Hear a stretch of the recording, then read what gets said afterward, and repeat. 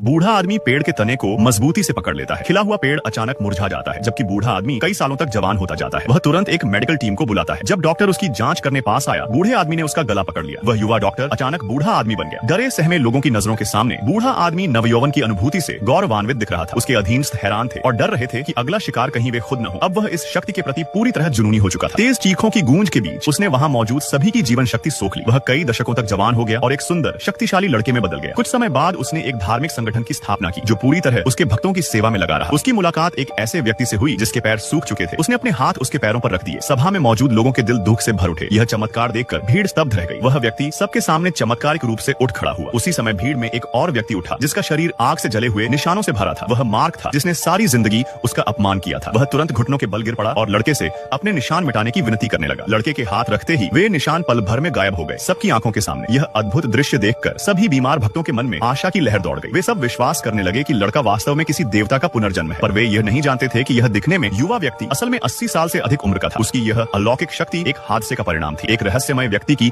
अचानक मृत्यु हो गई थी और उसके परिवार ने उसके सभी अंग जरूरतमंद मरीजों को दान कर दिए थे। वह मृत व्यक्ति वास्तव में एक महाशक्तिशाली इंसान था, जिसने अपनी शक्तियां में दुनिया में बांट दी थी। बूढ़े आदमी को ये शक्तियां उसी रहस्यमय दाता के अंग प्रत्यारोपण से मिली थी। हर प्राप्तकर्ता एक मुखौटा पहनता था और अपनी कलाई पर एक विशेष निशान रखता था, उस अंग के अनुसार जो उसने प्राप्त किया था। जिस लड़की को उसका दिल मिला था, वह असाधारण गति से चलने लगी थी। अन्य शक्ति धारकों के अस्तित्व का पता लगने पर लड़के ने उनकी सभी शक्तियां हड़पने की ठानी। इसके लिए उसने एक चैरिटी गाला डिनर आयोजित किया, जिसमें अन्य सुपर मानवों को आकर्षित किया गया। उस रात कई शक्ति धारक आने से डर गए थे।